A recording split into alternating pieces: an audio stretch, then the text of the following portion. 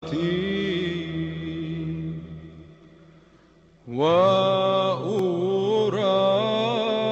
Sister Jamila lights her candle, she whispers a prayer passed down to her through over 40 generations of her family. The rising smoke carries her prayer high into the heavens. She is a member of the original Christian Church, started almost 2,000 years ago. But what happened to this original church, and where do we find it?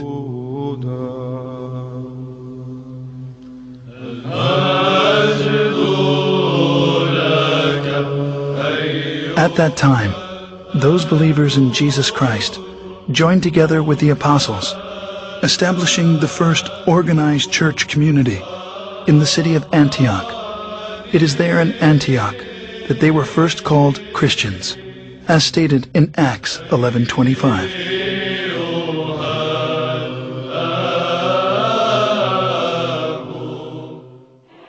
Scholars estimate there are over 2,600 groups today who lay claim to being the church, or at least the direct descendant of the church described in the New Testament. As Christianity has inarguably played a considerable role in our history, it is important to understand the factors which have led to its current divided state.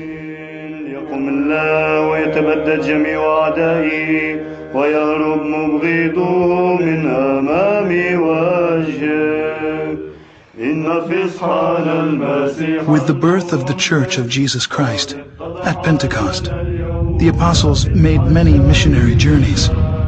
Over time, 5 patriarchates were established in Antioch, Jerusalem, Rome, Alexandria, and Constantinople.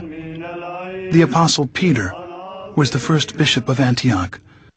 12 years later, he became the first bishop of Rome, leaving the apostle Paul as the head of the Antiochian church, while James, the brother of Jesus, was the first bishop of Jerusalem. Even though they were in full communion with one another, disputes arose over the adherence to the Old Testament law. James gave the solution to settle all doctrinal and moral issues through ecumenical councils, and the church flourished for 1,054 years. The first council was known as the Council of Jerusalem, as documented in Acts 15. In the history of the Christian Church, we find scores of such councils, establishing its canon laws, which the Orthodox regard as the faith of the apostles, faith of the fathers, faith of the Orthodox, the faith which has established the universe. Heresies, disputes, numerous wars, and much persecution constantly challenged the early fathers of Orthodox Christians.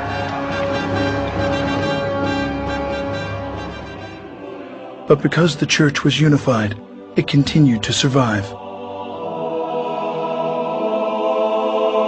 At the Ecumenical Council in 325 at Nicaea, the bishops decided they needed a creed.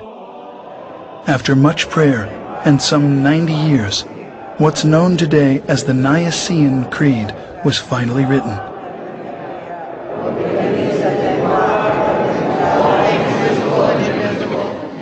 One Lord Jesus Christ, the Son of God, the only God, begotten of the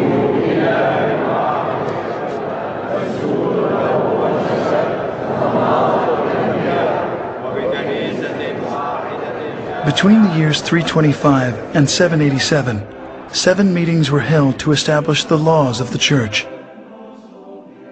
These became known as the 7 Ecumenical Councils. The faith of the Church at the close of its first 1,000 years was the same. The doctrine, the creed, the government were all recognized as one everywhere. This one church was the Orthodox Church, which has weathered many attacks.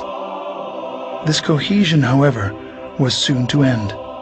As the first millennium was drawing to a close, tensions began to mount between the Western Church, Rome, and the 4 Eastern churches. The bishops of Rome began to claim authority over the other 4 churches, on the claim that the Roman Patriarch was the only true successor of Peter. 2 giant issues emerged.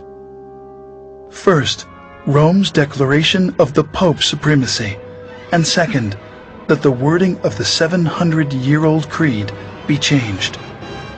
As disunity led to conflict, a cardinal was sent by the Roman bishop to slap a document on the altar of the church in Constantinople during a Sunday worship, excommunicating the Patriarch of Constantinople from the church.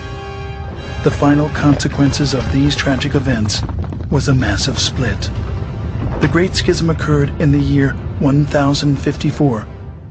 Pursuing his claim of universal headship of the Church, the Patriarch of Rome broke from the other 4 churches, creating the Roman Catholic Church, independent of the